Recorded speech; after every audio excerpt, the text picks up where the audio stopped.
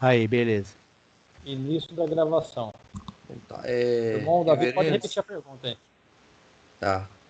Reverendos, qual que é a fundamentação que a gente tem para sustentar que o livro de Apocalipse deve ser lido em um ciclo de 7 vezes, né? A mesma história repetida? Bom, vamos lá então. A questão dos 7 ciclos e por que são 7, poderiam ser menos ou mais, né? É porque é o seguinte, o livro de Apocalipse ele foi escrito num estilo de quiasmos, assim como o livro de Jonas. Eu não sei se vocês sabem disso. O livro de Jonas é um quiasmo.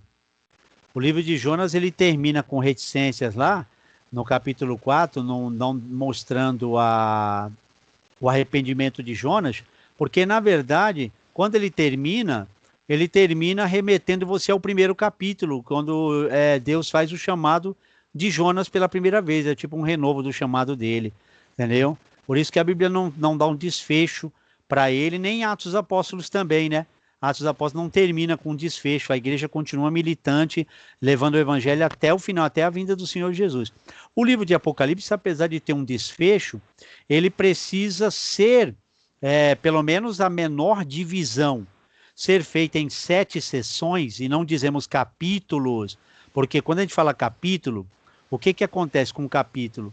Um capítulo, ele não necessariamente precisa voltar ao início do assunto para dar mais detalhes. O capítulo pode tratar de outro assunto. Já o Apocalipse, a gente chama de ciclos, ou dentro de uma peça teatral, que tem vários, como é que fala? Atos, né? Vários momentos em que a peça volta e ela recapitula muitas vezes algum assunto, voltando lá atrás, coisas que não foram explicadas. Apocalipse tem que ser assim, porque Apocalipse foi escrito num estilo de quiasmos.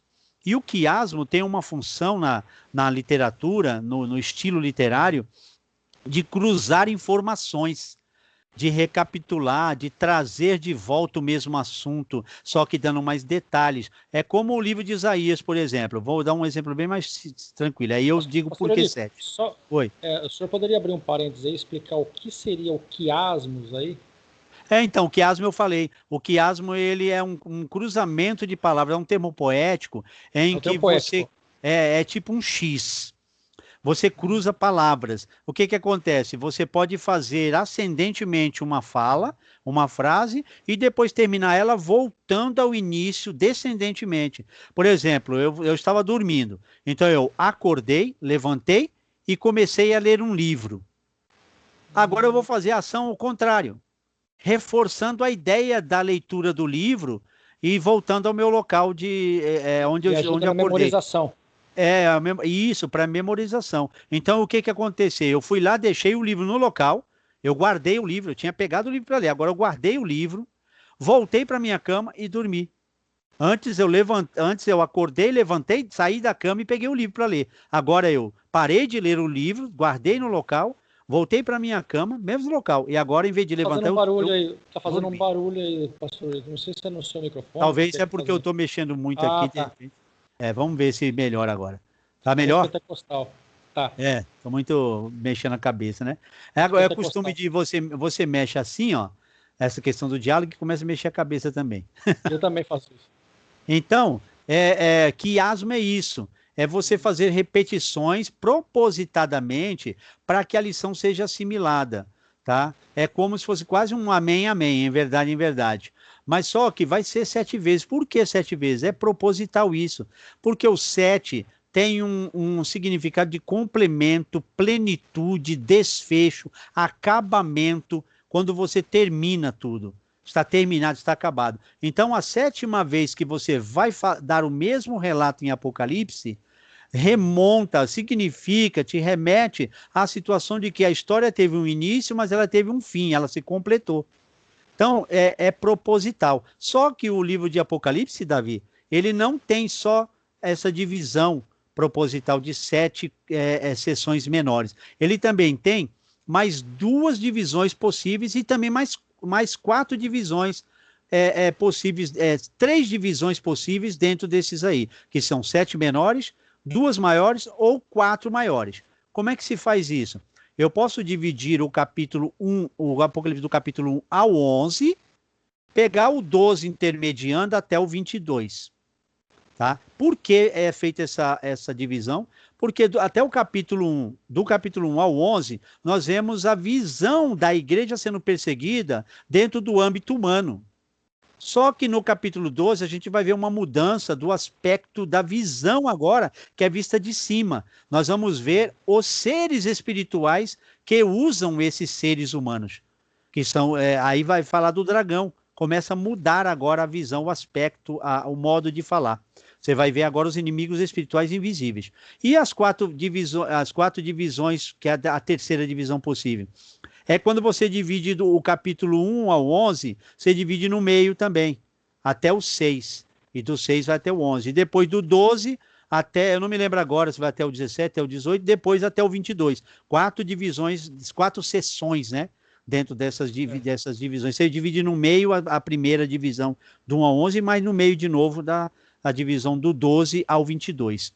Tudo isso é proposital. Mas as menores divisões são as que nós conseguimos assimilar melhor quanto ao conteúdo total do livro.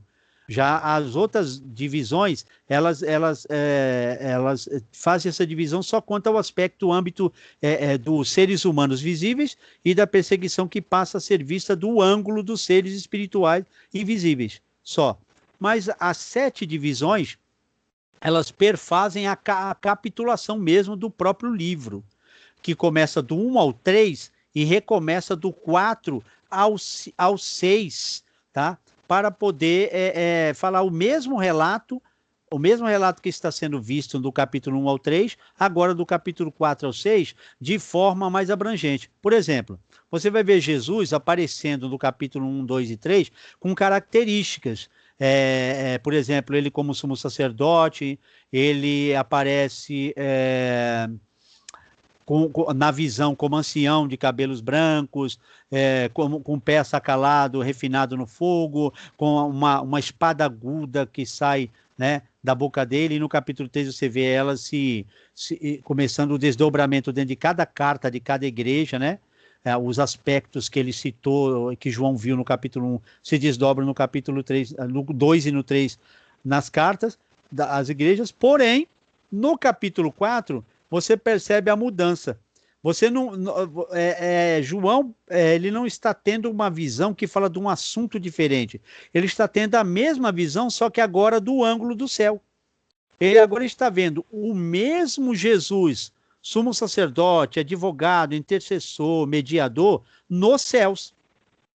Ele viu a figura transfigurada, humana ali, humanamente, só que agora ele é elevado ao céu, e no céu ele vai ver os desdobramentos, os acontecimentos que, segundo o próprio Jesus, são coisas que devem acontecer, né? E elas vão acontecer, ou aliás, estão acontecendo e vão acontecer dentro daquele período. Por exemplo, o que aconteceu? Jesus, como no capítulo 4, 5 e 6, ele é visto como coroado. Ele é aclamado no céu, ele é coroado. Isso aconteceu. Eram coisas que tinham acontecido antes de João ver a visão do Apocalipse. Entendeu? A segunda divisão vai mostrar um período porque o Apocalipse ele é dividido em 3 aspectos para compreender ele. As coisas que vistes, as que são, quer dizer, que estão acontecendo, e as que vão acontecer. Na época de João, João já tinha presenciado o que aconteceu, né? O que aconteceu? Jesus, ele morreu, né? Ressuscitou e foi elevado ao céu. As que são, era aquele momento que eles estavam passando, aquele momento de perseguição, as que estão, e as que hão de acontecer. Ou seja, vai haver uma repetição de acontecimentos que até a vinda do Senhor Jesus vão se repetir, aumentando cada vez mais esses sinais até que o Senhor volte, tá?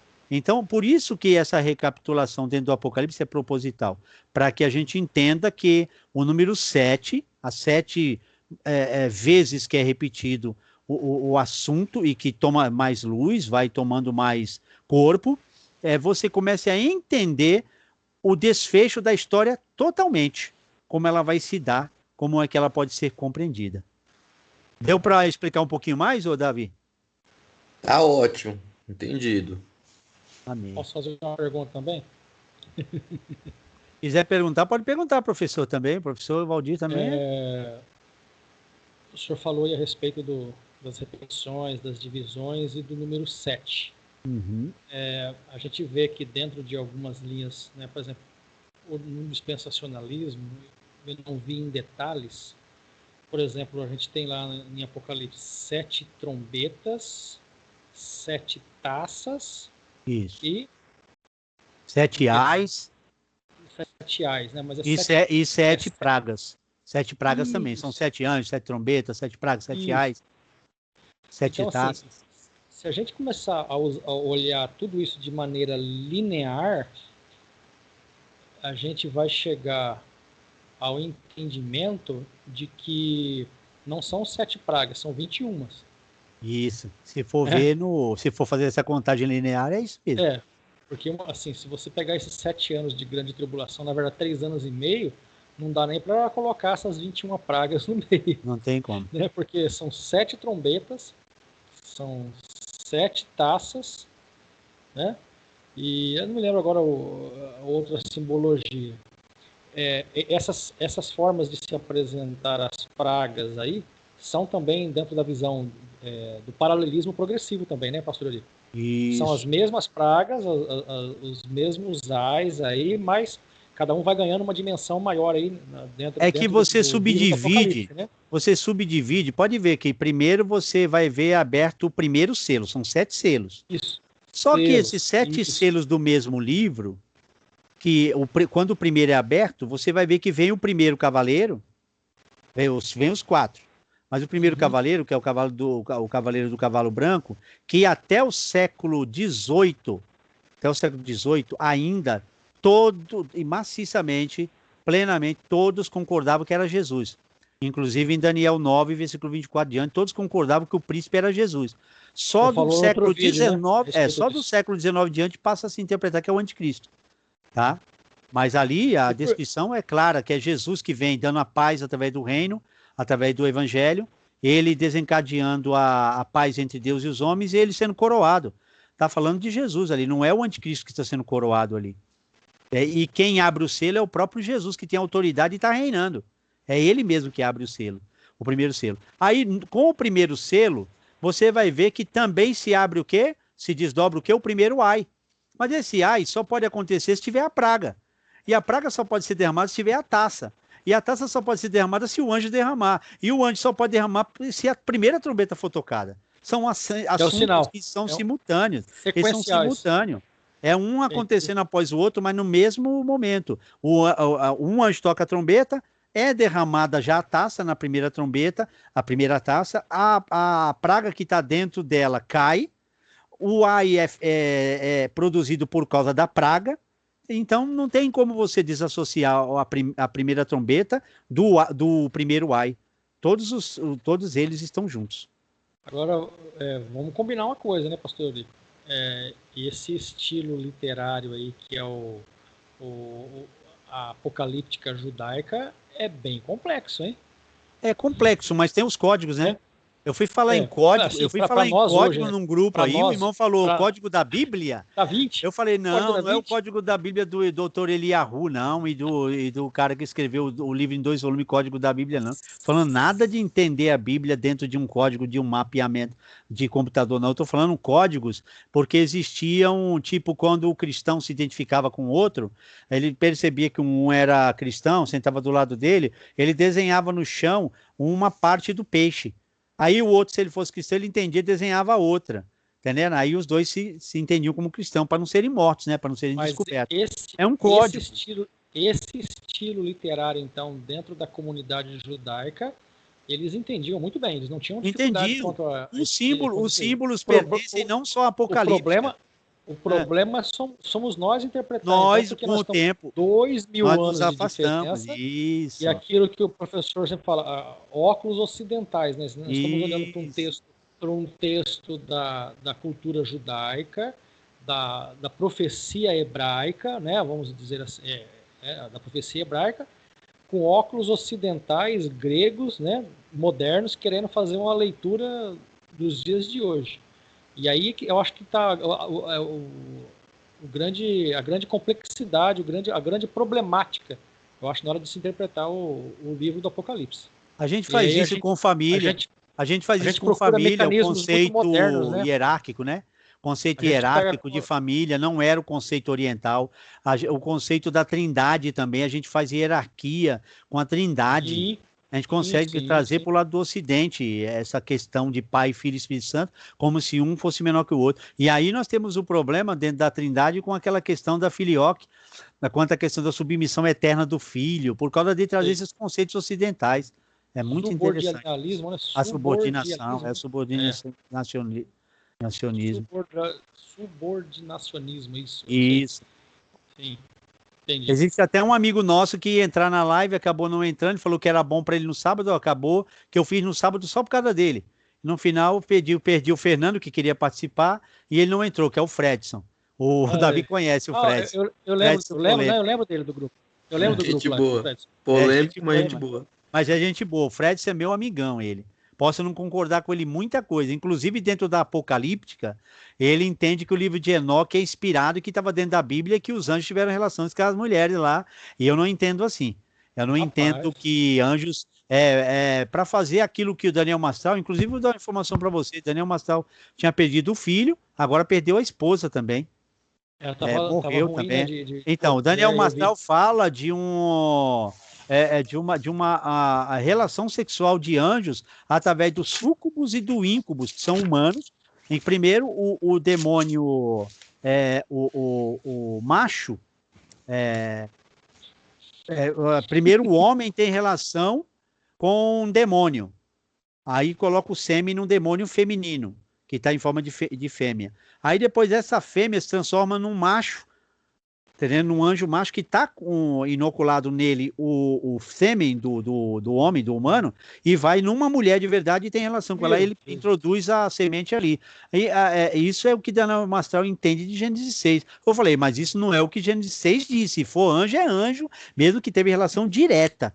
E não feito essa relação satânica dentro do satanismo. Por isso eu não concordo com ele, com a interpretação. Segundo, que quando você vai... Beleza, existe a questão do anjo. A Bíblia, quando fala filhos de Deus, no Velho Testamento, em sua maioria, sempre é relacionada a anjo. Sempre. O problema é quando os filhos de Deus vieram até Deus para acusar lá Jó, né? Os filhos de Deus, muitas vezes filhos de Deus se relacionam muito a anjo. O problema todo é que, mesmo no Velho Testamento, eu acredito também que havia o novo nascimento. Uma pessoa não pode ser salva pelas obras da lei, ela precisa nascer de novo. Aquela circuncisão feita no coração que está em Ezequiel e Jeremias, ela é um entendimento que vem para lá dizendo que o homem não seria circuncidado mais no prepúcio, mas judeu ainda continua circuncidando no prepúcio. A questão Deus está fazendo um paralelo, que ninguém nunca foi salvo por ser circuncidado no prepúcio, porque senão Ismael seria salvo. A circuncisão sempre teve que ter no coração, mas ele falou, mas virão dias que eu vou circuncidar o coração de vocês. Por quê? Porque vocês foram duros o tempo inteiro, mas... Não teve ninguém circuncidado no coração? Teve. Abraão era um pai na fé que tinha circuncisão no coração, senão ele não poderia ser descendente, o remanescente. Não poderia ser descendente da semente salva, dos salvos. Então, eu acredito no novo nascimento, no velho. Mas por que só no novo a gente vai ver a linguagem mais aberta? Porque a linguagem é paralela progressiva. Ninguém entendia o que é vida eterna no Velho Testamento. Ninguém entendia ainda os conceitos, alguns conceitos, mas o conceito da justificação, que era pela fé. O conceito de Deus por graça, não atribuir pecado ao homem. Está tudo lá no Salmo 32, em Abacuque 2, está tudo ali presente em Gênesis 12, quando Deus chama Abraão e fala que ele é o nosso pai na fé e que ele vai... O conceito das nações serem salvas no descendente de Abraão, que não é só o judeu, mas os gentios também estão englobados nas nações, serão benditas em ti. Está tudo ali, embrionariamente, embrionário. A igreja neotestamentária, embrionariamente, está no Israel, no Velho Testamento. Ela é embrionária, ela não está clara ainda, ela só vai ficar clara no Novo. Aí dá a ideia na linguagem de que Deus fala pela primeira vez em igreja só em Mateus 16. A ideia é essa, de uma pessoa que não entende a revelação paralelo-progressiva, que começa pobre, timidamente, começa sem muitos detalhes no Velho Testamento. Por exemplo, a linguagem do Messias. Você entende quem é o Messias, de onde ele veio, só em Gênesis 3,15? Não entende. A Eva vai pensar que é até o próprio Caim. A ideia de Eva é o Caim. O Caim nasceu, adquiriu um varão do Senhor, porque a semente dela seria a que pisaria na cabeça de Satanás. A ideia a interpretação é errônea. Por quê? Porque ninguém entende ainda os termos. É uma verdade que vai crescer o entendimento, vai ser iluminada mais na frente. A ideia, inclusive, no livro de Daniel, fecha, sela, não é para agora. Ué, mas Daniel não entendia tudo que estava ali, não estava claro, não estava no grego, no hebraico, no aramaico, o que fosse ali, a língua que Deus usou para Daniel ali não estava clara? Estava, porém o entendimento foi ocultado dele. Não era para aquele momento para se cumprir, por isso ele não vai ter um entendimento completo ainda da profecia. Ela vai ter um duplo cumprimento, um triplo cumprimento no futuro. Então essa ideia precisa estar presente na nossa mente quando a gente lê os livros do Velho e do Novo, para depois a gente não dizer, Jesus falou pela primeira vez de amor só no Novo Testamento, porque no Velho também estava lá ligado o amor a Deus e o amor ao próximo, como a si mesmo, como resumo da lei. Jesus não falou pela primeira vez, isso está lá em Levítico. Amar a Deus acima de todas as coisas está lá em Deuteronômio. Então, Jesus não falou pela primeira vez, mas ele falou, novo mandamento vos dou, amai-vos uns aos outros. Mas não é novo mandamento, João vai dizer. João vai dizer que isso é um mandamento antigo, mas o pessoal deixou de praticar, deixou de entender, deixou de aquilo estar presente na prática da vida das pessoas. Por isso se torna novo para as pessoas. Pode falar, mesmo. Eu tô com a minha listinha aqui já de perguntas, mas já que você tocou no assunto aí do Velho Testamento, queria ver com você se a gente tem algo para facilitar a gente a interpretar as profecias do Antigo Testamento, porque elas fazem, né, alusão, são sombras, tipos, né, de coisas que são claramente reveladas no Novo Testamento. Mas eles variam ou são sempre a mesma coisa? Por exemplo, o Monte Sião, ele aponta para alguma coisa especificamente, ou isso é muito variado nos textos? Porque fica meio que difícil, né, para a gente interpretar as profecias do Antigo Testamento, principalmente porque não são todos os textos que têm interpretações inspiradas, né? Eu queria ver. A base, Davi, é fácil, ela é simples, não sai dessa regra nunca. Neotestamentária. O Novo Testamento explica o Velho, simples, não tem mais nada a acrescentar. Se você for querer entender profecias do Velho Testamento, entenda elas à luz do Novo Testamento. Entendendo? Leia o Velho Testamento entendendo ele para aquela época e depois dando uma interpretação daquilo que o Novo Testamento apresentar como uma interpretação alegórica. Se ele não apresenta como uma interpretação alegórica e lá no Velho Testamento também não tem o estilo alegórico, interprete ele dentro do seu estilo. Mas se já, mesmo que o Novo Testamento não falar de tudo, minuciosamente tudo, até porque senão o Novo Testamento seria muito volumoso se tratar de todas as partes do Velho. Ele vai tratar concentradamente de coisas mais cristológicas, tá? Cristo é o centro da revelação do que o Velho Testamento queria trazer para nós no futuro. Então, o que ele vai fazer? Ele vai condensar, ele vai resumir aquilo que é necessário para a gente entender. O resto vai estar dentro da mesma regra. Quando você for interpretar o que você não achar no Novo e que tiver um estilo próprio, interprete no mesmo jeito que, por exemplo, Sara e Agar só passam a ter uma interpretação alegórica agora dentro do Novo Testamento em Gálatas, em Romanos. Você vai ver algumas interpretações de Ismael e Isaac, né? Você vai ver o Novo Testamento trazendo essa luz. Mas quando você vai no Velho Testamento, você percebe claramente que existia um paralelo. Isaac e Ismael, Sara e Agar, né? Por exemplo, a gente faz um paralelo entre os dois nomes, Abrão e Abraão, né? Jacó e Israel, para ter um entendimento do que as transformações, as mudanças. Então, isso é claro. Por exemplo, você vai encontrar o anjo do Senhor. Quem é que entende quem é o anjo do Senhor no Velho Testamento? Ninguém entende. Essa é teofania, ou angelofania, podemos dizer assim, ou mesmo cristofania. né? Só se entende a base à luz do Novo Testamento, que a gente vai entender porque a Trindade vai ser tratada depois, no primeiro século em diante. Mas antes não era tratada sobre Trindade. Então você não tem o entendimento. Mas qual é a regra? O Novo Testamento. O Novo Testamento é o que vai me balizar, me dar a baliza de que eu preciso entender que aquilo ali era uma linguagem figurada também, ainda que fosse literal. E digo mais, quando eu trato de alegoria, quando eu trato de simbolismo, quando eu trato de significados metafóricos, eu não estou dizendo que o evento não existiu. O evento pode ter existido, o anjo está ali de verdade, porém aquela visão daquele anjo que está ali falando vai trazer um ensinamento, um simbolismo, um significado para mim. E quando Jesus é visto naquela figura emblemática, pictoresca, monstruosa, de ter uma espada saindo da boca dele, o olho cheio de fogo, um monte de coisas assim, a gente deve entender que ali estava uma visão. João viu de verdade ele de uma maneira muito gloriosa, porém João não viu Jesus daquela maneira. Ali a gente precisa entender, Jesus não é daquela maneira. Ele diz assim, semelhante a. Semelhante é o aspecto que ele consegue traduzir do que ele está vendo. Ele não tem palavras que possam descrever aquilo. Por isso ele diz, cara, eu acho que parece com isso. Ele que entende um relâmpago, ele conhece um relâmpago, já viu um relâmpago, ele vai dizer, aquilo parece com um relâmpago, cara, é semelhante a um relâmpago, semelhante ao arco-íris, porque ele já viu essas coisas que existem e ele faz essa semelhança das cores que ele vê, parece que ele está vendo realmente um arco-íris lá, então ele vai descrever, de acordo com o que ele está percebendo. Está percebendo. Maravilha. E aí, Davi? Vamos para a próxima? Pode ir para a próxima. Depois, se o Manuel, quando quiser perguntar, também interrompe aí e pergunta, viu, Manuel? Mateus 16, 28 justifica a interpretação preterista de Apocalipse?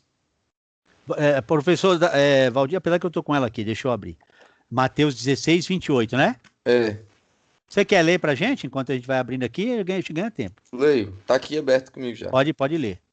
Eu estou na RA. Em verdade vos digo que alguns há do que aqui se encontram que de maneira nenhuma passarão pela morte até que vejam vir o Filho do Homem no seu reino. Ah, maravilha, isso aqui é tranquilo. Quer dizer, tranquilo, né? A gente fala assim, é tranquilo, né? Mas não é tranquilo, não, mas para mim é tranquilo.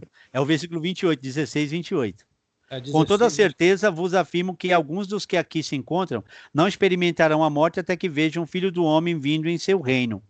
A pergunta do Davi é se dá margem para a gente interpretar debaixo da visão preterista. O que é pretérito? Primeiro a gente precisa entender o que é pretérito, para alguns leigos que também vão assistir. Pretérito é passado, tá? Preterista. A visão preterista é aquela que diz que Apocalipse se cumpriu já lá no passado. Não nego que se cumpriu sim, muita coisa que está no Apocalipse, em Mateus, em Marcos, em Lucas, em Atos, em João, nos livros proféticos, se cumpriu sim, muita coisa. Porém, a questão aqui é que a gente precisa entender a geração. Primeiro, quando Jesus faz o seu sermão do monte, Jesus ele vai dizer que não passará essa geração sem que estas coisas que eu acabei de falar aconteçam. E aconteceram algumas coisas. Por exemplo, a destruição do templo em Jerusalém no ano 70 no Domini, tá? Aconteceu. E isso aqui também já aconteceu. A primeira parte disso aqui que Jesus falou no versículo 28 aconteceu.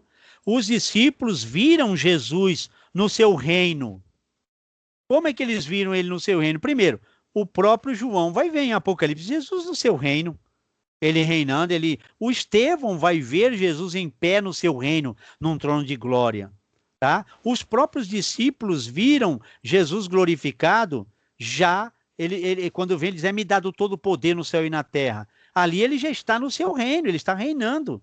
A Bíblia mostra que é basicamente isso aqui, três aspectos. Jesus ele vai ser provavelmente ungido rei, Lá em Mateus 3, no seu batismo, ele está sendo ungido, reconhecido ali pelo Pai. Vai ser aclamado pelo povo em Mateus 21, que é o Evangelho do Reino. Ele vai ser aclamado entrando com um jumentinho e todos recebendo ele como Rei dos Reis, Senhor dos Senhores. E ele vai ser coroado quando ele morre, ressuscita e vai para o Pai. E aí tem um momento que ele está aqui, e aí ele diz assim, quando ele acaba de ressuscitar, ó, não me toca ainda porque eu não subi para o Pai. Depois, logo em seguida, quando ele aparece, no final dos dias já, que ele vai fazer a grande comissão, vai dar a ordem da grande comissão, ele diz, agora eu tenho todo o poder no céu e na terra. Isso quer dizer que ele já está coroado. Isso quer dizer que ele já é Rei dos Reis, Senhor dos Senhores. E não estou dizendo que Jesus não era Senhor dos Senhores e Rei dos Reis, tá? Isso aqui é uma coisa jurídica.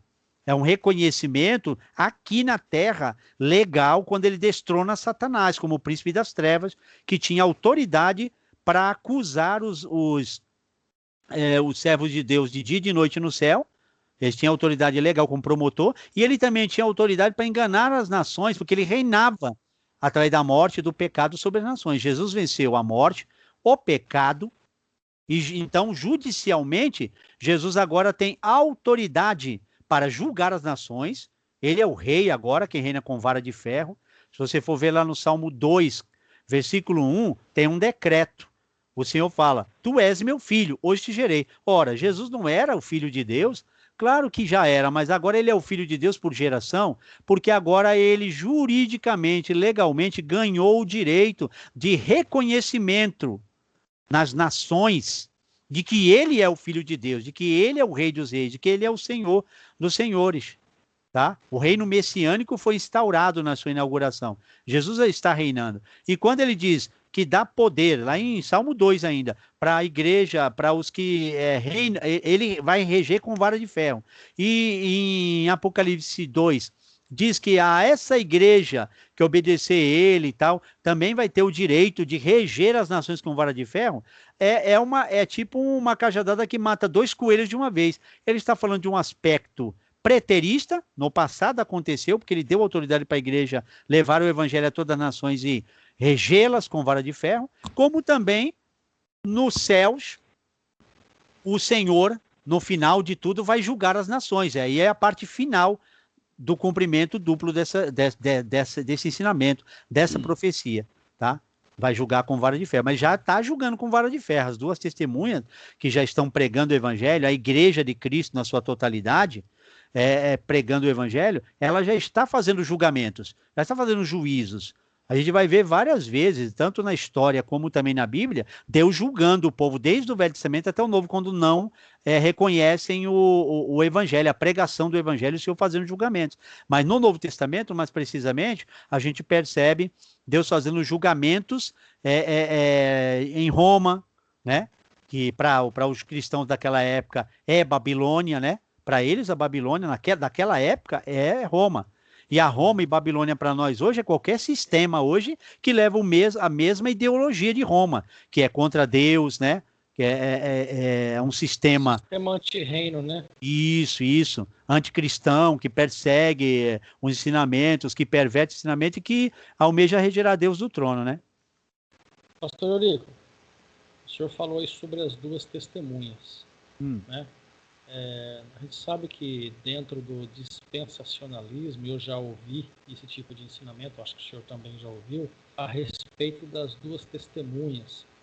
Muito. E no dispensacionalismo vai tratar isso como, nós vamos falar que é Enoque e Elias, né, que eu acho que é o mais comum, né? Os outros Moisés. Mas basicamente é Enoque e Elias, que Isso. por teoricamente não conhecerem a morte, né? Porque segundo a visão eles foram transladados, foram arrebatados. No caso de Enoque, Deus tomou para si, né? E aí as pessoas levam isso dizendo que ele não morreu, né? Que ele foi arrebatado. E Elias também, né? Na famosa carruagem de fogo.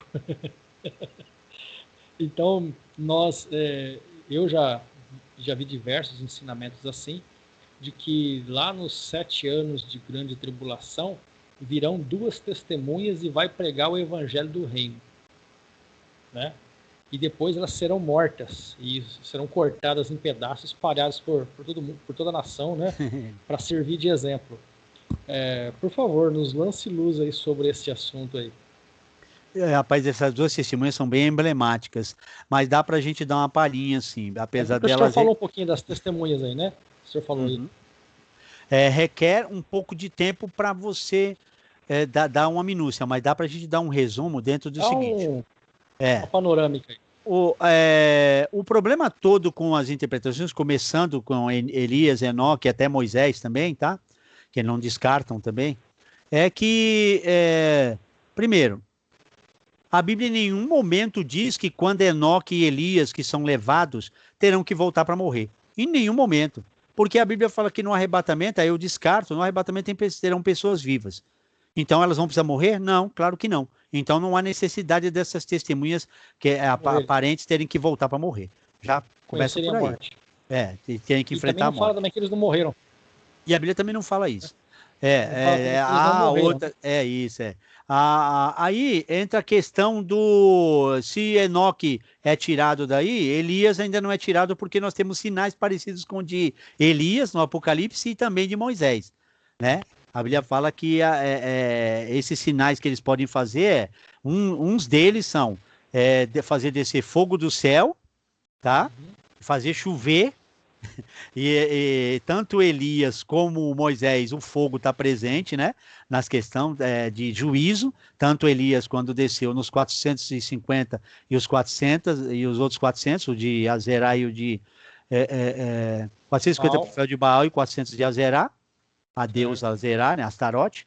E Moisés também quando desce fogo lá para consumir aqueles dois lá, como é que é o nome deles lá hoje? Que se levantaram com ele no deserto. Não é Nadab, Também tem, mas o Nadab é lá na frente, né? Deus desce fogo. Sei. Tem os filhos deles, inclusive, que fazem salmos, né? Poxa, eu esqueci agora o nome deles, é tão simples. Daqui a pouco a gente lembra. Vamos continuar lá na frente. Coré, Datã e Abirão. E Abirão. Isso. Então, inclusive, lá na frente tem sobreviventes da própria família de Coré, que são os filhos de Coré, né? Que acabam sendo aqueles que louvam no templo, né? Fazem salmos e tudo. Então, quando você percebe que dá para fazer ligação de Moisés e Elias, o problema todo é o seguinte: a Bíblia diz que eles têm poder para fazer não descer chuva, que é a seca, né, no caso, e também descer fogo do céu. Não está ligando diretamente eles a Moisés e Elias como pessoas que vão vir, que terão que vir para poder fazer esses sinais. Porque senão eu também teria que fazer ligação a João Batista com Elias. Simples assim. A Bíblia diz, Elias havia de vir primeiro. Aí Jesus falou assim, e ele já veio. Então eu teria que dizer que João Batista era Elias, como os espíritas falam. Só que a gente entende que quando João Batista recebe a promessa de vir na virtude e no espírito de Elias, quer dizer que ele viria em tempos em que as pessoas religiosas eram hipócritas, não serviam a Deus, estavam servindo ao seu Deus, seu próprio Deus, seu ego, tá? E tinham que se voltar para Deus como no tempo de Elias. E João Batista viria com a mesma autoridade como Elias para trazer uma mensagem transformadora que trouxesse o povo de volta para Deus. É só isso que o texto diz. Ele não está dizendo que Elias ia incorporar em João Batista ou ia reencarnar. Então, essa ideia de que também fazer sinais parecidos com o de Moisés e o de Elias é uma inferência. É alguém que está tentando fazer ligação como se fosse uma afirmativa absoluta de que está falando de Moisés e de Elias. Não. A Bíblia em todo momento vai fazer paralelos com acontecimentos. Isso não quer dizer que esses acontecimentos é o mesmo ou queira dizer que são as mesmas pessoas. Essas duas testemunhas também não podem ser um judeu e um gentio, como alguns já quiseram colocar. Vai ter que ser um representante de judeu e outro representante de gentios. Por isso são duas testemunhas, por isso que eles fazem esses sinais e tal. Beleza. Não pode ser. Só tem um jeito da gente entender. É o paralelismo progressivo e o simbolismo dentro da numerologia apocalíptica. Quando a Bíblia fala de números no Apocalipse, ainda que você fale de números literais, sempre tem um simbolismo, um significado por detrás disso. Não quer dizer que vão haver só duas testemunhas. A palavra testemunhas, que vem é a palavra martúrios ou martírio, são testemunhas, tá? São pessoas que vão pregar o evangelho do reino. Pregar o evangelho que Cristo veio estabelecer o seu reino, primeiro espiritual e depois no seu aspecto final, vai ser físico, porque ele vai restaurar todas as coisas, mas por enquanto ainda é um reino espiritual invisível, dentro do coração do homem. Essas duas testemunhas vão fazer sinais, porque o próprio Jesus disse que a igreja reinaria com ele com vara de ferro. Esses sinais, esses juízos estão dentro do próprio desenrolar dos selos que estão abertos, quebrados, das trombetas, das taças, das pragas e dos ais, que vão se desenrolar com o desenvolvimento dessas pragas, com essas trombetas, com esses anjos, entendeu? Com esses ais. É preciso entender isso, que o Senhor está usando a igreja para julgar. Inclusive, nós vemos muitas nações hoje, que foram nações que, por rejeitar o evangelho, hoje estão definhando. Você vê a França, a Napoleão Bonaparte, teve alguém que pregou para ele, teve a oportunidade de, quando ele era imperador da França, levar o evangelho para lá. Ele rejeitou o evangelho. Vê que estado que está a França. Mas acontece que o problema é não entender que os eventos se repetem. Por exemplo, a África, você chega no Salmo e diz que cedo a Etiópia erguerá suas mãos para Deus.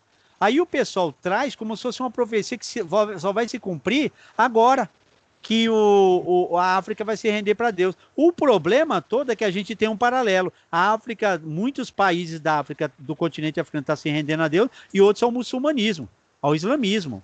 O Islã é forte lá. A França está toda islamizada. O Islã está invadindo todas as nações, numa migração desenfreada, e as fronteiras sendo abertas para que eles entrem. Aí todo mundo vai dizer, o irmão é o anticristo, vem do Islã. Por quê? Porque os sinais parecem remeter a essa nova, podemos dizer assim, o que está acontecendo agora. Aí quando a gente vai ver, de repente, a China aparece. Aí a China aparece e começa a comprar um monte de coisa. Todo mundo, meu Deus, o anticristo vai vir da China. Porque o Xinjiang lá, como é que é? Pinhang, como é que é o nome dele lá? Jinping. Qual é o nome do presidente lá da China lá? Jinping. Xi Jinping. É Xi Jinping, uma coisa assim. Então, Xing Ling. O Xi Jinping é o Xing Ling. Então, o que acontece? Todo mundo vai partir para ali. Quando você percebeu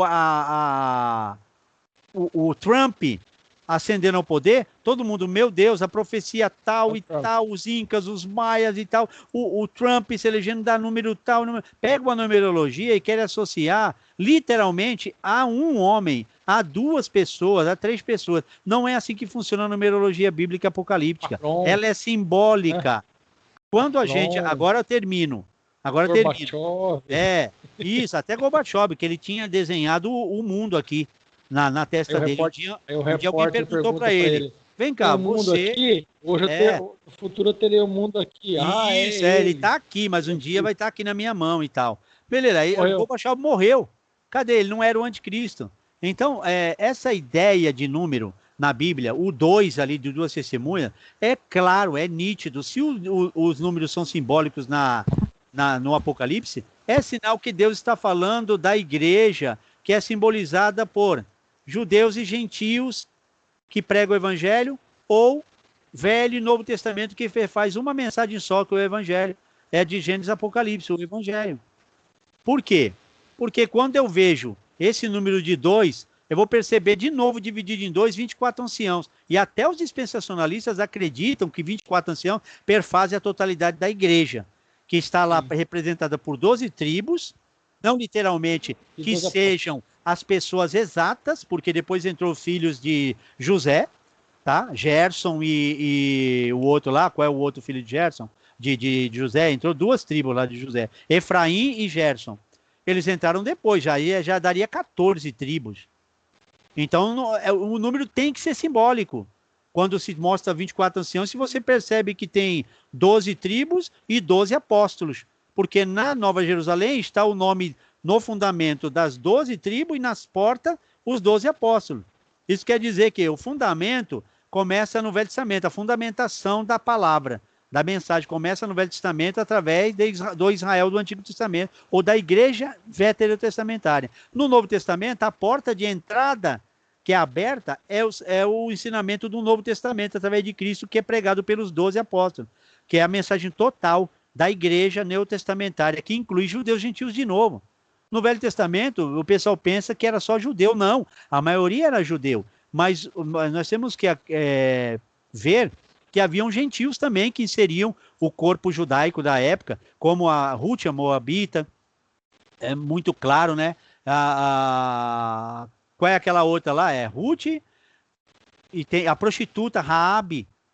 Ela estava em Jericó, que foi amaldiçoada, mas ela o Jesus descende da Ruth e descende também da prostituta Raabe.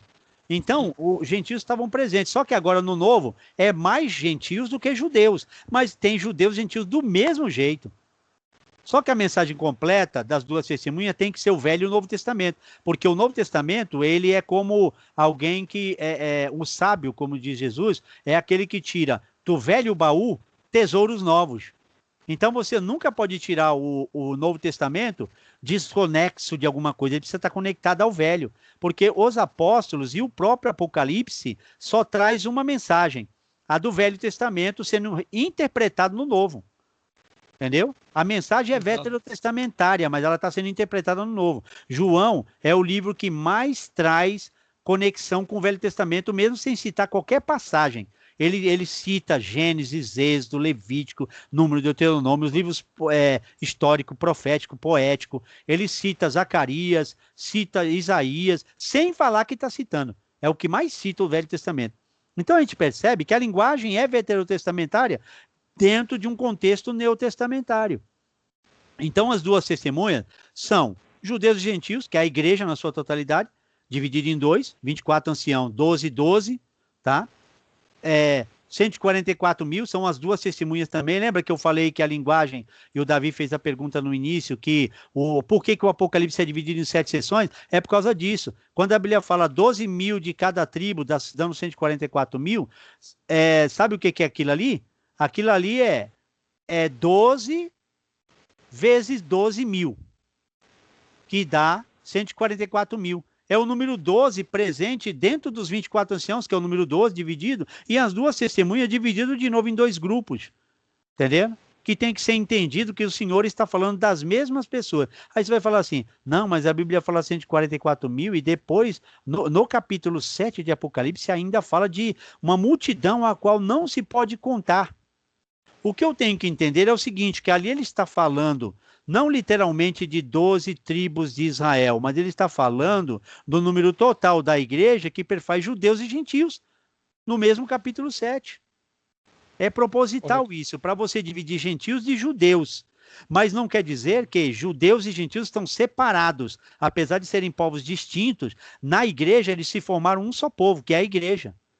Jesus derribou essa parede da separação. Então essas duas testemunhas é a igreja de Cristo, formada por judeus e gentios, a vétero e a neotestamentária. Poxa, isso acabou com a minha infância. Eu acreditava tanto que era Elias e que era... Eu também já tive essas dúvidas também. E achei, uma hora eu descartei e achei que eram judeus e gentios. Um líder judeu e um líder gentio. Bacana. E mais, Davi? Vou mandar uma para brigar aqui. A nossa confissão de fé de Westminster, nós confessamos que o anticristo é o papado.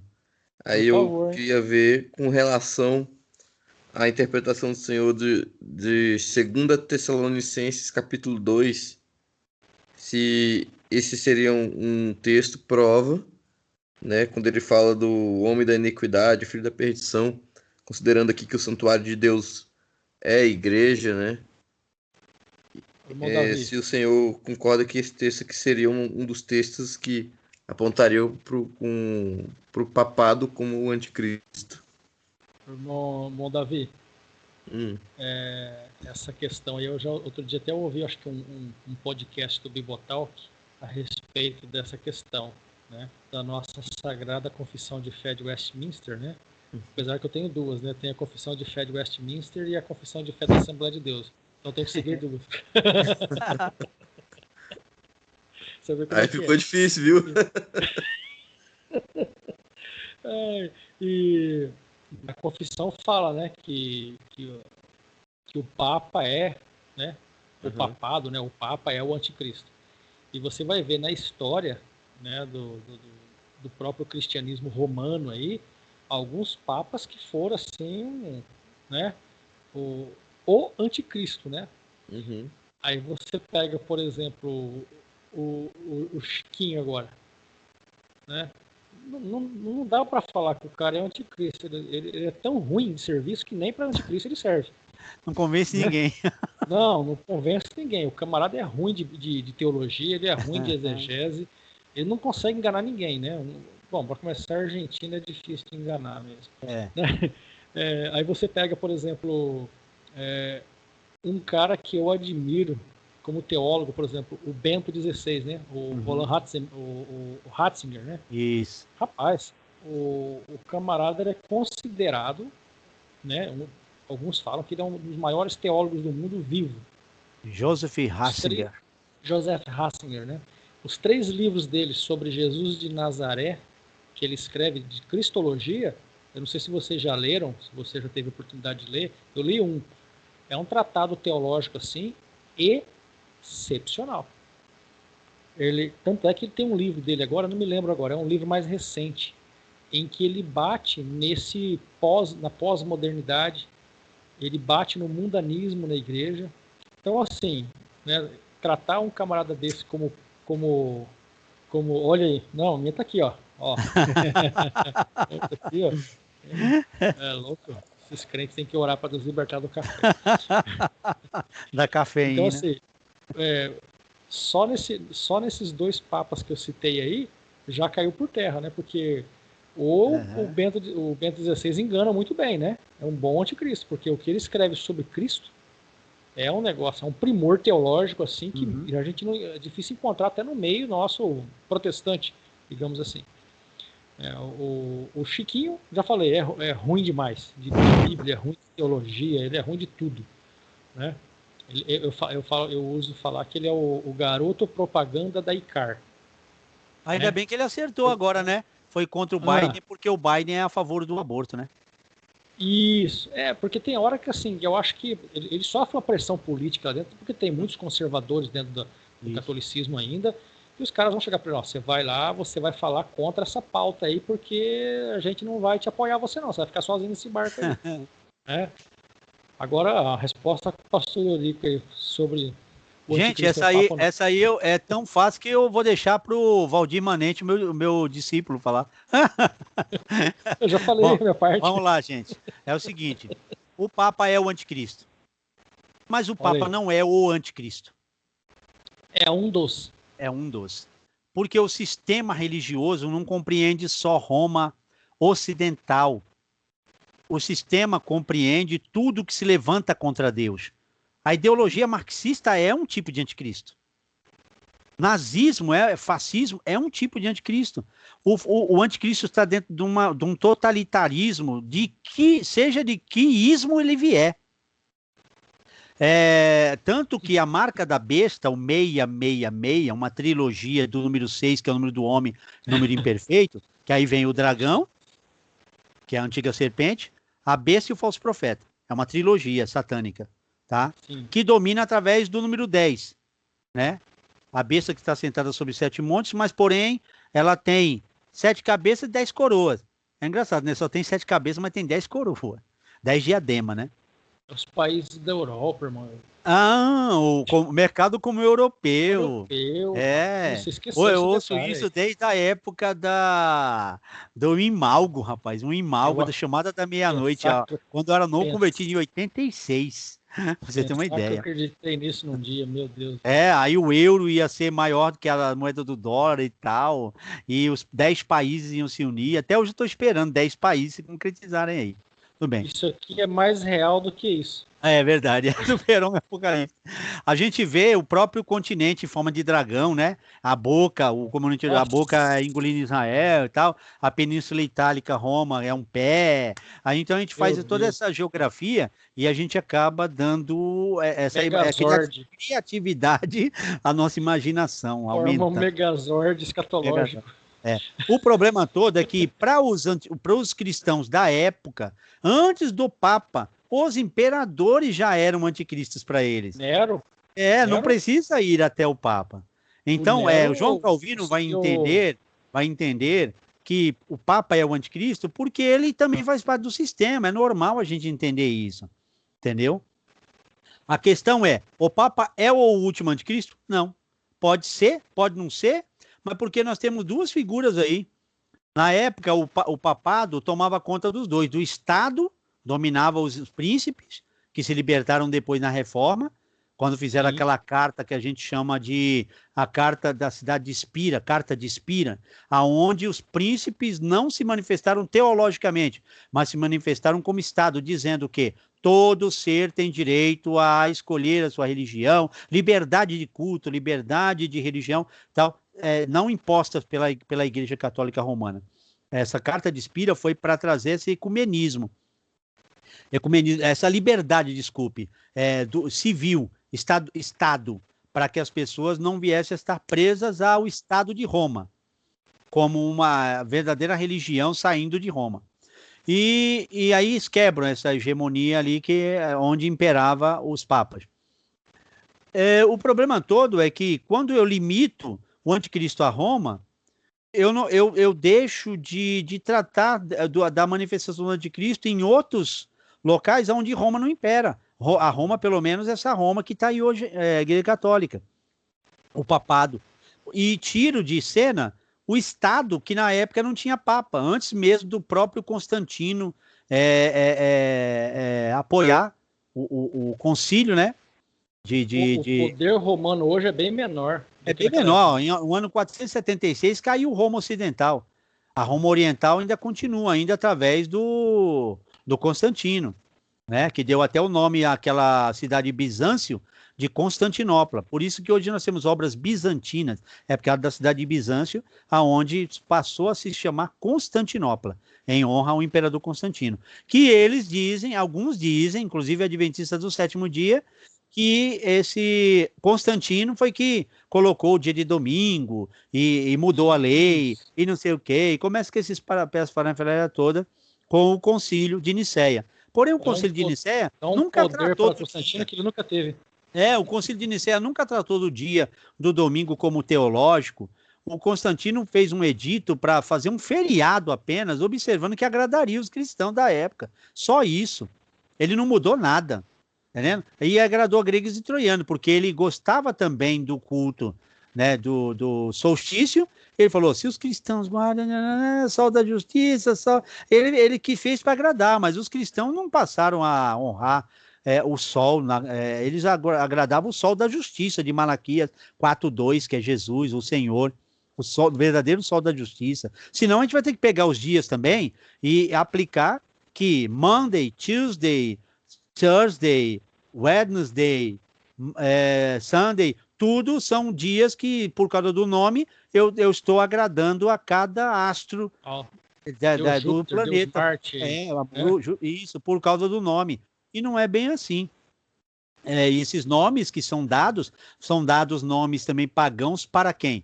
Para o Ananias, Misael, Azarias e Daniel. Eles recebem nomes pagãos que a Bíblia cita, que eram chamados de Sadraque, Mesaque, Abednego e Daniel de Beltesazar, em honra aos deuses. Nem por isso esses homens, por receberem esses nomes em Babilônia, adoram aos deuses pagãos, como Bel ou Mardruque. Não é assim que funciona essa questão.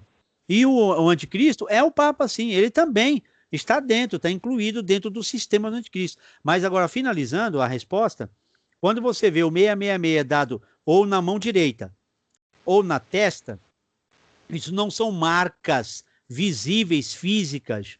É outro simbolismo para falar da mão direita, que é a mão do trabalho, a mão da autoridade, a mão da honra, a mão que aparece. recebendo alguma coisa. A mão do trabalho, a mão direita, é a mão de honra. Quando você vai para a direita de uma pessoa, você estava tendo honra. Então, mão direita aqui é a mão do trabalho e alguém que supervisiona, alguém que leva a ideologia que está estampada na marca na testa. Testa vai falar de cérebro, mente, pensamento, ideologia. Então, mão direita, a marca dos que trabalham, que são subservientes ao sistema. Na testa, uns vão receber na testa, porque são os pensadores ideológicos que dominam as massas que trabalham para o anticristo. Entendeu? Por isso a mão. E por que a mão direita? Porque essa mão direita é separando essas pessoas para essa obra. Tá? Quando você separava alguém para uma obra no tabernáculo, um sacerdote, era ungido a mão direita, o polegar da mão direita, o polegar do pé direito e a orelha direita. São simbolismos que existem aí para dizer a atuação do Espírito Santo para ele ouvir, para ele trabalhar e para ele andar no serviço do Senhor. Toda vez que você vê o simbolismo das asas do serafim, não é que serafim tem 6 asas. Quando Isaías vê ele com 6 asas, vê os querubins com uma mistura de serafim e querubim no Apocalipse, porque eles estão tão próximos do trono, que é o que os querubins são vistos, próximos do trono de Deus, são a base do trono, os querubins, e eles também estão no propiciatório da arca, que é o trono de Deus, tá? Mas você vê eles cantando. Ué, a função não é de serafim, mas há uma junção de 2 funções nos querubins, nesses anjos que são vistos com 4 faces. O cântico da criação e a glória de Deus manifestada na criação. Por isso eles cantam o cântico da criação. Então você vai perceber essa mescla para simbolizar alguma coisa.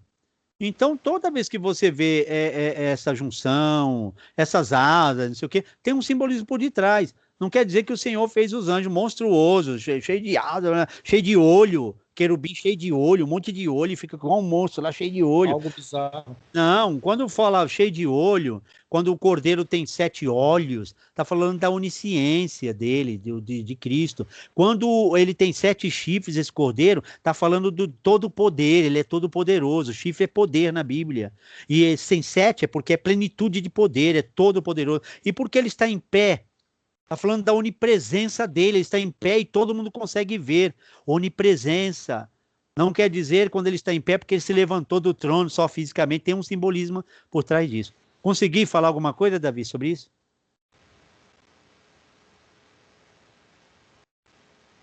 David? Alô? Oi, pode falar. Oi. Conseguiu sim, Ref, só não abordou o texto, né?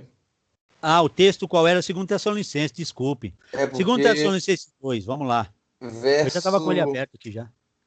Verso, achar aqui. Verso.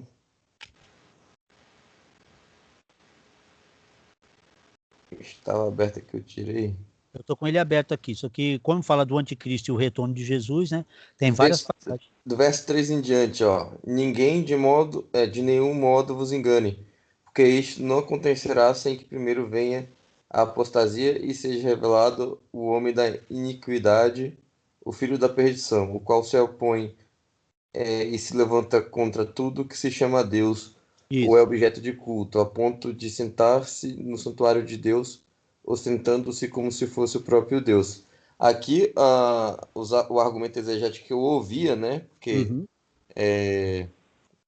esse texto aqui, pelo menos as interpretações que eu vi, botam o santuário de Deus como uma linguagem que significa a igreja, né? Em outros textos a gente vê Paulo dizendo que a igreja é o santuário de Deus e o assentar seria como é que eu posso falar? Um sinal de autoridade, né, sobre a igreja. Aí eles interpretam o Papa a partir daqui, né? Então, mas se você for entender Apocalipse a partir daí, ou os textos de Tessalonicenses, cartas paulinas, a partir daí do Papa, você vai ter que entender que Paulo não falou para essa igreja que o anticristo, o espírito do anticristo já se manifestava. João diz antes do Apocalipse que o espírito do anticristo já está presente. Paulo já disse, e sabe o que era o anticristo da época de Paulo? Era um ensino gnóstico. O gnosticismo era um tipo de ensino anticristão, porque estava dentro do santuário, dentro da igreja. O ensino estava tendo proporções fantásticas. Por exemplo, o livro de João foi escrito quando diz, no princípio era o verbo estava com Deus, o verbo era Deus, e no versículo 14 do capítulo 1, se o verbo se fez carne, é contra o gnosticismo. Colossenses é contra o gnosticismo. Sim. Entendeu? Essa carta aqui vai falar de um ensino já presente, que está mostrando um outro Jesus, que Paulo fala lá em 2ª carta de Coríntios 11, se alguém viu pregar um outro Jesus, que ele diz que é um Jesus que não encarnou, em 1 Coríntios 15, se esse Jesus não encarnou, esse Jesus é falso. 1 Coríntios 15 mostra uma ressurreição física de Jesus, e ele fala que quem nega, isso, olha lá, cristianismo falsificado. Esse livro, o Roger Olson. Eu estava lendo sobre isso daí. Uhum. E o primeiro problema da igreja foi justamente o gnosticismo. Uhum. Pode falar, pode continuar. O primeiro grande problema. Não, só o senhor está falando só. O grande problema teológico da igreja, ela começou lá com o gnosticismo. Esse foi sempre então, presente. Qual é a problemática aqui, Valdir, de Paulo com os Tessalonicenses? É porque muitos estavam dizendo que Jesus já tinha voltado. E Jesus disse assim, e Paulo disse assim, não vai ser assim a vinda do Senhor. Primeiro tem que ter a manifestação do homem do pecado, do anticristo, aquele que se opõe e se exalta. Paulo está dizendo que já não tinha anticristos? Claro que tinha. A igreja precisa ver os sinais como algo que faz com que a igreja esteja esperta, que a igreja esteja despertada para aguardar a vinda do Senhor no seu tempo. Então, por isso que os imperadores têm que ser para eles os anticristos, porque eles se manifestam como anticristo. O gnosticismo precisa ser um ensinamento de anticristo. O Papa precisa ser um anticristo para a igreja do 3º e 4º século, em diante. Que mais? E vários outros precisam ser anticristos, porque esses sinais que se manifestam faz com que você aguarde Jesus justamente para esse seu tempo. Senão você vai pensar, Jesus não vai voltar agora. E a igreja sempre aguardou Jesus para o seu tempo. Sempre. Paulo mesmo aguardava. Nós, os que ficarmos vivos. Paulo se englobava nos que estavam aguardando a vinda para seu tempo. Então ele entendia que já tinha anticristo lá, mas ele sabia que aquele anticristo podia ser um falso sinal. Um falso sinal no modo de dizer que não é um falso sinal, mas não um sinal que conclui que aquele é o último anticristo. Eu gosto de chamar o anticristo de o último anticristo, o último homem do pecado. Por isso que a grande tribulação é a última tribulação. Não vai ter outra depois dela, por isso ela é a maior. Agora, ela não é maior intensamente em extensão. Ela é a maior porque o diabo desce com grande ira, desceu, lógico, e vai instaurar essa grande tribulação, esse último período, de uma forma intensificada, maior, porque ele dá poder ao último anticristo, a ponto desse último anticristo ser cheio de Satanás, como a igreja foi cheia na inauguração do reino de Cristo, como igreja propriamente dito, quando ela foi cheia do Espírito Santo. Ele também vai encher esse cara. Assim como Jesus foi cheio do Espírito Santo, ele vai encher também ele dele. Satanás vai encher esse último anticristo dele. Porque é a última investida. Vai ficar deixando o Hitler parecendo uma criancinha. Vai ficar no chinelo, o Hitler. Vai ficar no chinelo. Entendeu? Eurico, o senhor falou aí a questão da volta de Jesus, né? Eu não consigo não traçar um paralelo com a igreja de hoje. Uhum. Porque hoje também, há 20 anos atrás, aproximadamente 25 anos atrás, via-se muitas pregações na igreja brasileira, principalmente no meu contexto, onde eu estou, né, dentro do pentecostalismo, sempre se pregou muito a questão da volta de Jesus, né? Irmãos, se preparem, Jesus está às portas, Jesus vem vindo, né? Jesus vem para buscar a sua igreja, santifique-se. Então, assim, por mais talvez a pregação um pouco mais inocente, né, que se tinha naquela época, mas assim, as pessoas elas estavam na igreja, mas com a cabeça nos céus, né? Ela sempre era a busca do Deus que vai vir e vai levar a igreja. As pessoas muitos abandonam o emprego, vendem suas propriedades. Sim, mas assim, na minha época eu não presenciei isso. Eu presenciei, por exemplo, assim, talvez uma fuga social. né? Que Os adventistas experimentaram isso, tá? Os adventistas experimentaram isso. Sim. Eu estou falando do meu contexto mesmo, isso. que eu como teólogo, né, dei até um nome, que é a escatologia escapista. O que é escapista? Nós acabamos... Escapista, que escapa. Ah, né? Escapista, entendi.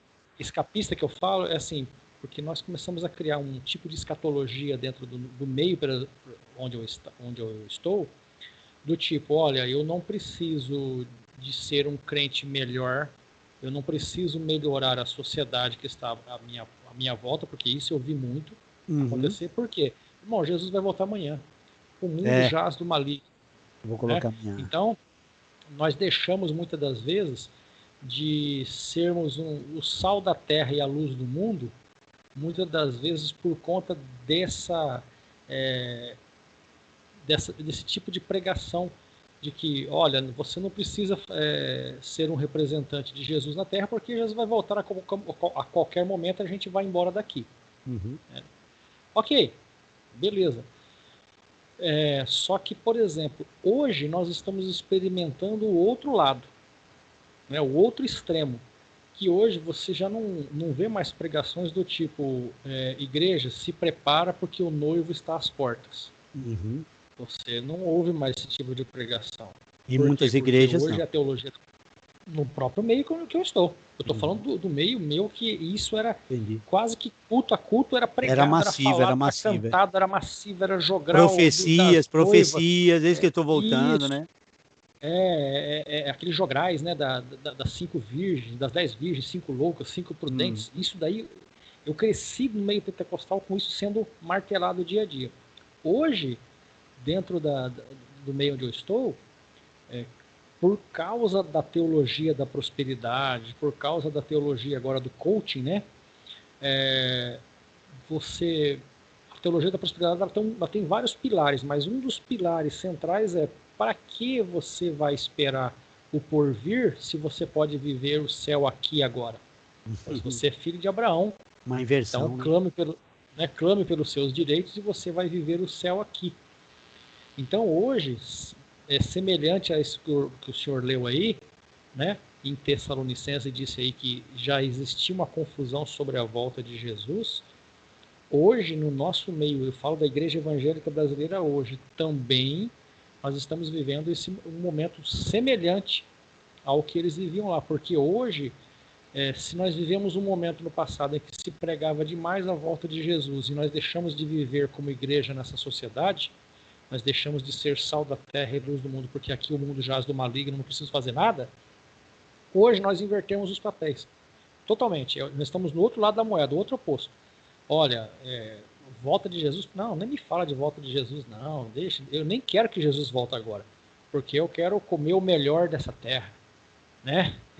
Eu quero tomar posse do que é meu. Então hoje você vê que a igreja, num aspecto geral, a sua grande maioria, sequer fala que vai vir um porvir, sequer fala que vai vir um Cristo que vai reinar sobre essa terra, sequer fala que vai ter um período em que Jesus vai dominar e o seu reino vai vir aqui e vai ser pleno. Isso daí, essa mensagem, esquece. Praticamente quase que inexistente.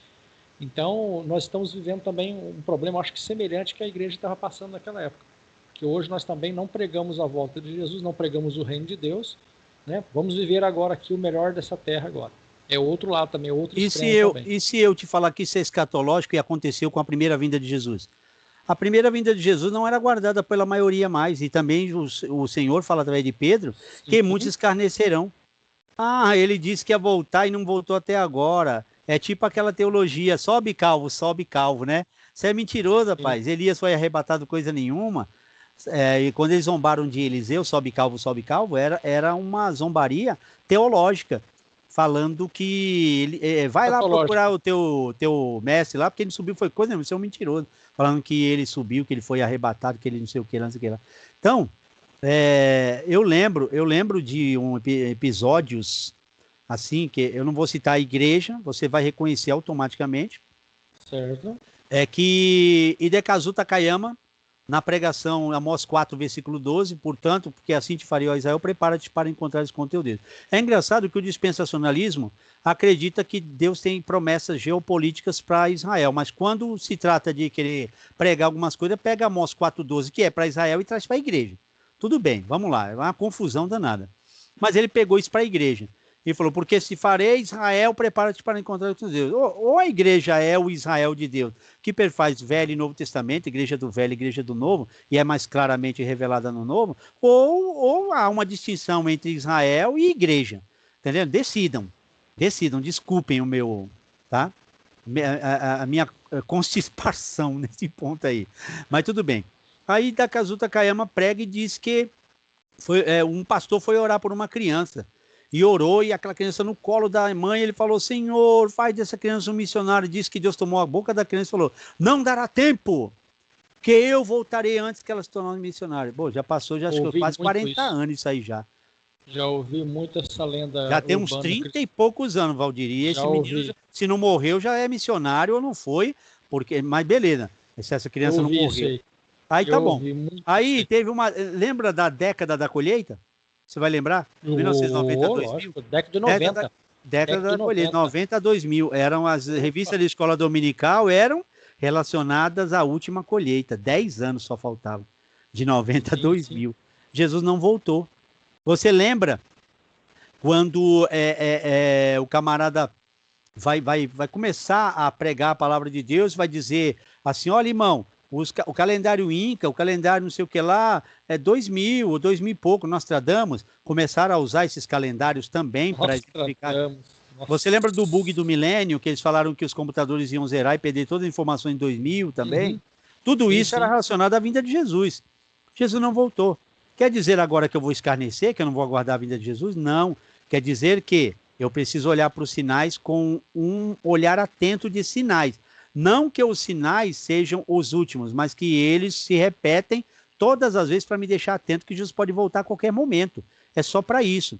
Esse negócio de Jesus voltar nas nuvens, vir como ladrão e isso simbolizar, já vou até passar para um outro assunto, arrebatamento secreto, é balela, porque de sequestro não tem nada. Sequestro só tem a ver com violência e rapidez. Pegar alguém de surpresa. Mas quantas pessoas veem um sequestro de outra pessoa e não podem fazer nada porque foi muito violento? Pegaram o cara, colocaram dentro do carro, empurraram e cantaram o pneu. Mas muita gente viu.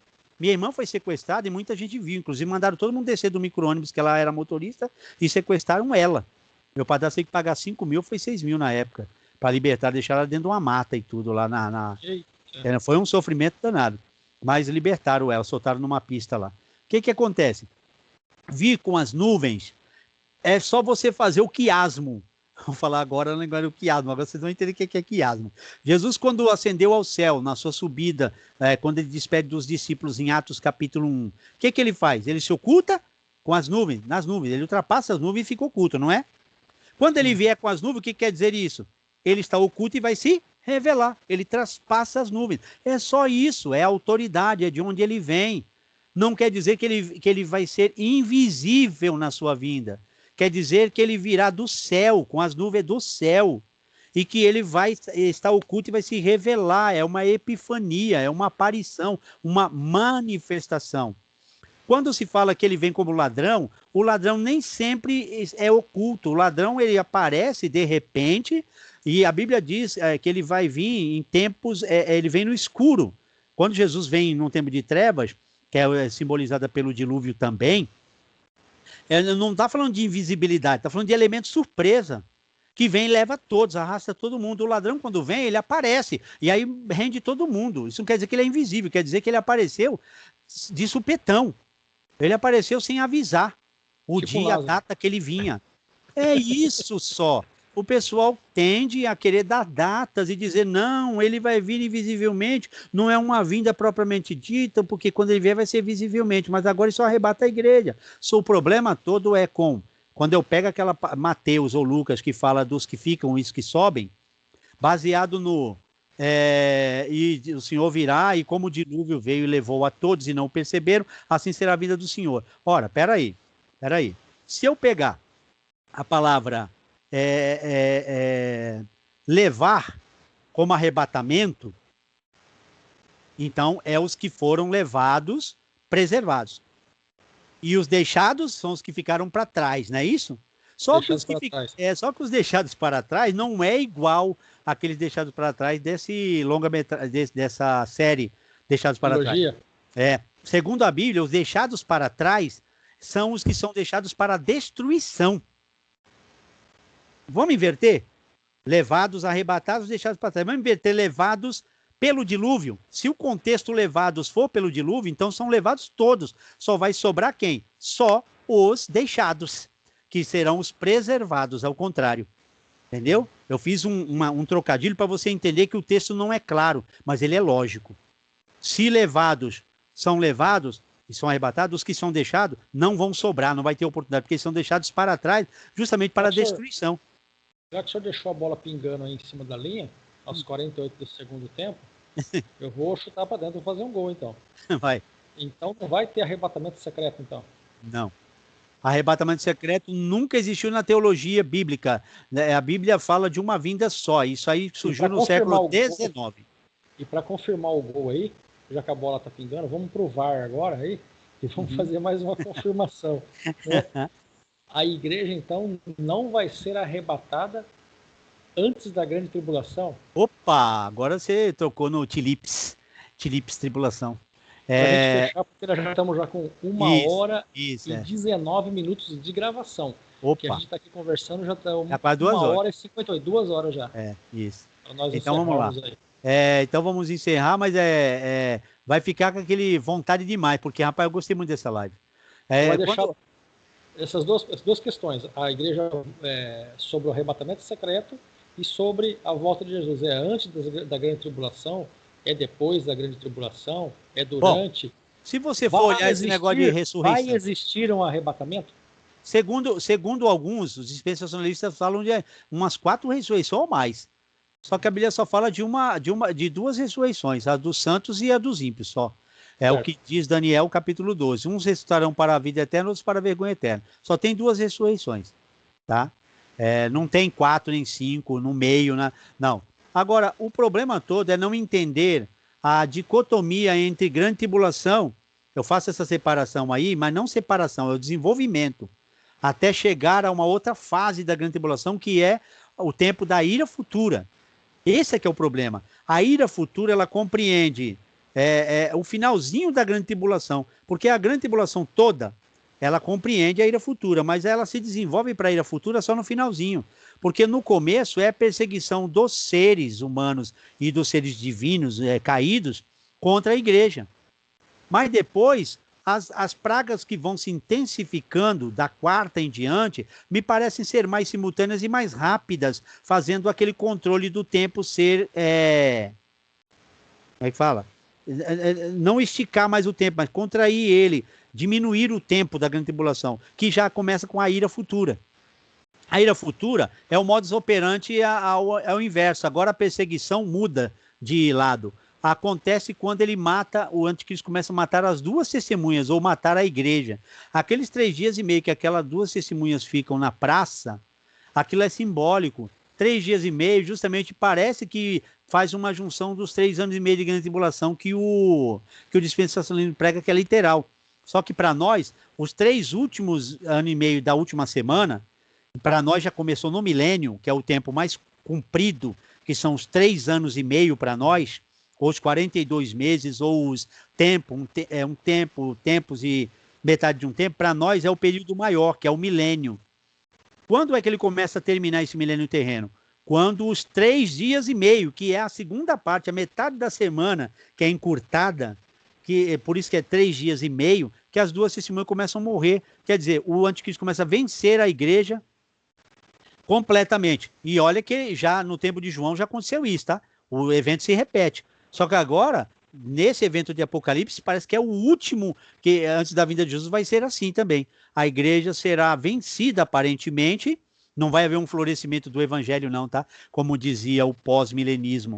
O pós-milenismo acreditava que antes da Primeira e Segunda Guerra Mundial que o reino de Deus ia ser instaurado na Terra e Jesus voltaria com a igreja tomando conta através do evangelho. Mas não, pelo contrário, o efeito é inverso. o evangelho que era pregado e vencia, agora vai dar lugar a uma inversão. O anticristo começa a vencer a igreja, vai ser barrado a pregação do evangelho, porque o Satanás agora termina o milênio e ele vai ser solto.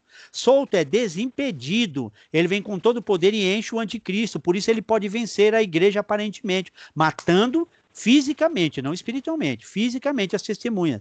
Entendeu?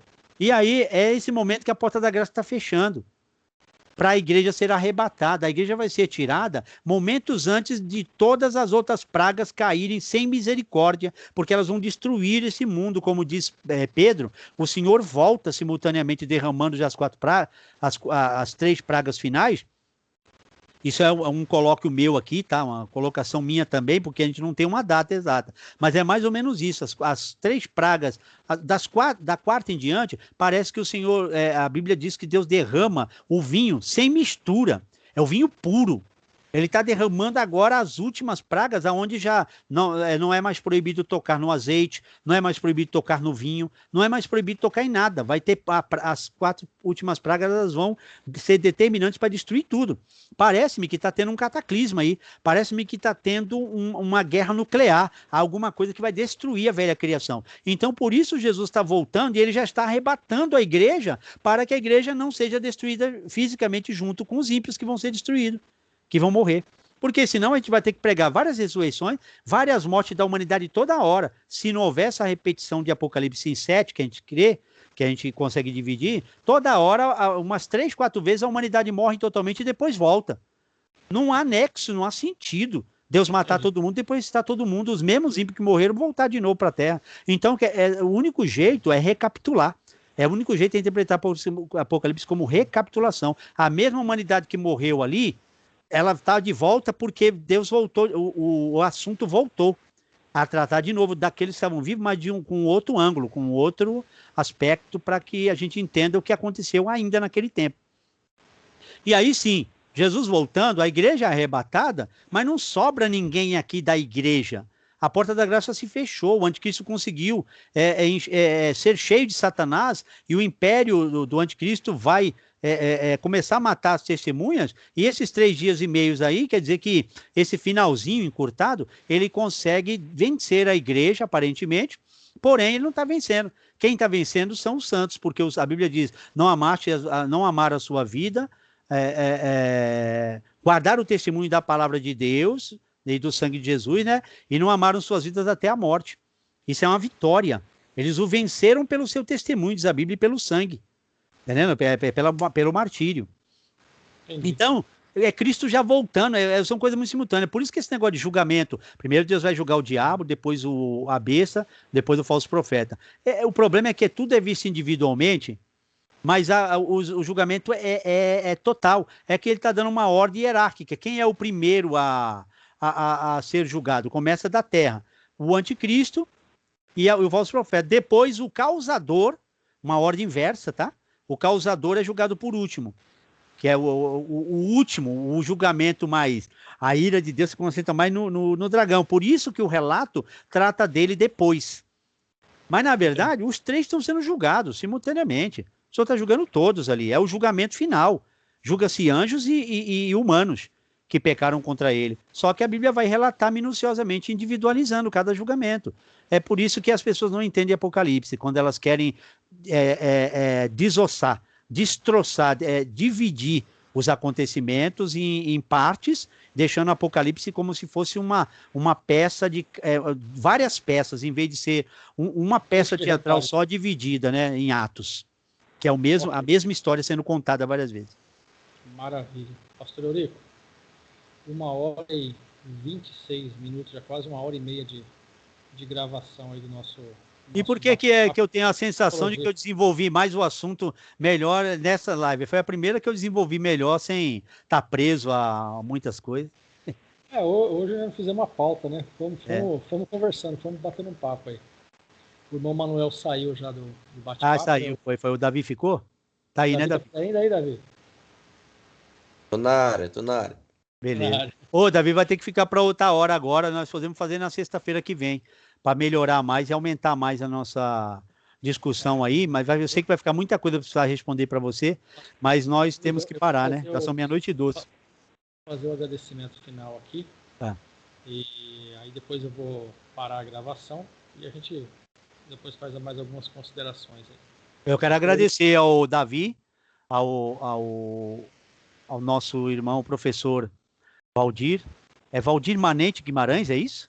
O professor Valdir Manente. É, o Valdir Manente, é. Graças a Deus ele não é imanente, ele é manente, né? Mas tudo bem. Então, eu agradeço ao Davi, o cara que ficou aí, entrou depois e ficou até o final, nos deu essa audiência, né? Teve essa paciência. Mas eu garanto para você, Davi, foi riquíssimo, porque eu nunca falei tão abertamente, tão mais claro, nunca fui tão minucioso como essa. Você é um privilegiado, tá? E isso é um começo apenas, tá? É um comecinho. A gente tem muita coisa a falar ainda. Quero agradecer. Com certeza, com certeza. Foi um prazer, pastor Rico, o irmão Davi, né? Eu não conhecia ainda, Deus abençoe, muito obrigado pela participação. O irmão Manuel também, que já se retirou, ele é o superintendente da Escola Bíblica Dominical aqui da Assembleia de Deus, onde a gente conversa. Acho que ele vai, agora quando ele tratar de escatologia, ele já vai ter outro ângulo, hein, será? Ou ele saiu revoltado. Não, ele é bastante familiarizado com a nossa linha também. Ah, legal. Mas bacana. Eu vou parar a gravação agora. Deus abençoe. Amém. Quer falar alguma coisa aí, irmão Davi? Agradeço muito essa aula aí. Deus abençoe vocês, que continue esse ministério e que cada vez mais vocês possam estar propagando aí a verdade da Escritura. Amém. Deus abençoe também. É um prazer. Obrigado.